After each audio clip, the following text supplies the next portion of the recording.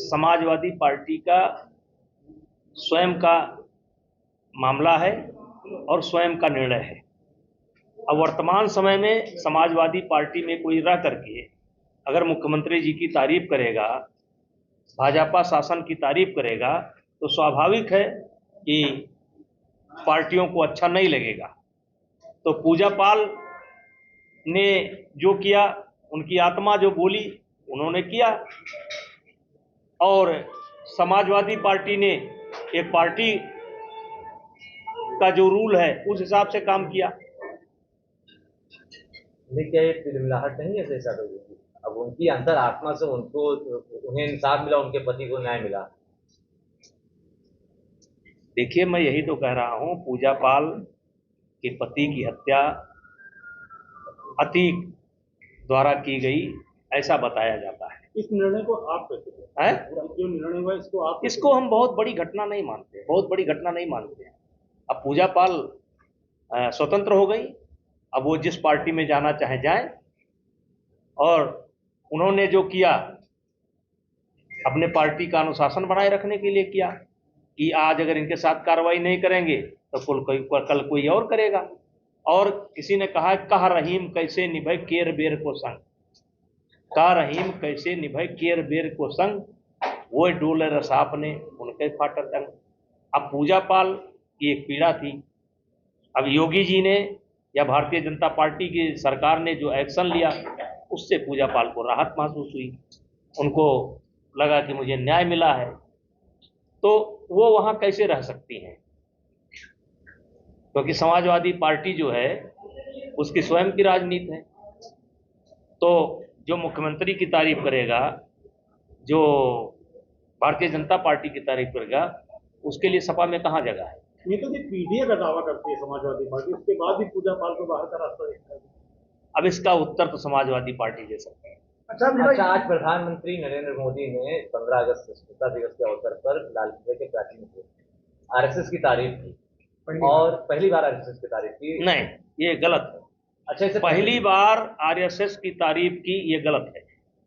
लाल किले जैसा प्रधानमंत्री जी आरएसएस की उपज है। प्रधानमंत्री जी आरएसएस से कभी दूर नहीं रहे हैं। आरएसएस की समझ है, वो प्रचारक रहे हैं, कई साल उन्होंने काम किया है।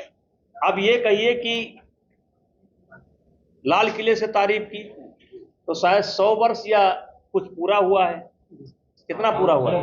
100 पूरा हुआ है। तो उस अवसर पर उन्होंने तारीफ की कि 100 वर्ष इनके पूरे हो गए काम के। लेकिन कांग्रेस ने पलटवार कर दिया और कह दिया कि इनको भागवत की कृपा की जरूरत है, तो 75 साल की उम्र में प्रधानमंत्री बने रहेंगे। देखिए, कांग्रेस को कोई भी जिम्मेदारी से नहीं लेता, और कांग्रेस अपनी कब्र खोद रही है। और कांग्रेस को उतना दुख नहीं, उतना दुख कांग्रेसियों को नहीं जितना दुख मुझको है।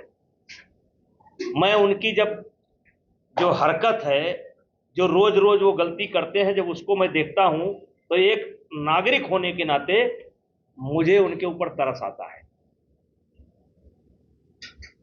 कि भारतीय जनता पार्टी का विरोध करते करते, भारतीय जनता पार्टी का विरोध करते करते कहीं ना कहीं वो देश का विरोध कर रहे हैं। हिंदुस्तान की राजनीति में आप हिंदू को गाली दे करके राजनीति नहीं कर सकते।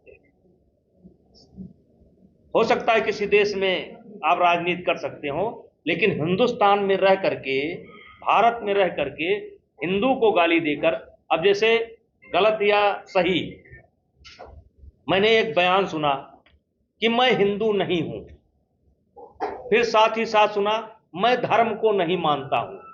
तो धर्म क्या है? धर्म कानून है, धर्म कानून है, धर्म संविधान है। तो यानी आप कानून को नहीं मानोगे। चोरी करना पाप है, यही तो धर्म कहता है। चोरी करना पाप है, यही धर्म कहता है। हत्या करना पाप है, लालच करना पाप है, व्यभिचार करना पाप है। आप कहते हो हम नहीं मानते हैं। तो भाई आप क्या मान रहे हो? अगर आप धर्म को नहीं मानते हो, आप ये कहो कि मैं हिंदू धर्म को नहीं मानता हूं। आप खुलेआम कहो, मुस्लिम धर्म के बारे में बात करो, ईसाई धर्म के बारे में बात करो कि मैं किसको मानता हूं। किसी धर्म के बारे में बात करो मानता हूं, लेकिन जब इस देश का एक बड़ा नेता जो अपने आप को कहता है बड़ा नेता है, नहीं, जब कहता है मैं धर्म को नहीं मानता हूं, तो धर्म को नहीं मानते हैं इसलिए आप कानून को नहीं मानते हैं। बिना धर्म के आप जिंदा कैसे रह सकते हैं? आपको कोई ना कोई तो धर्म मानना पड़ेगा।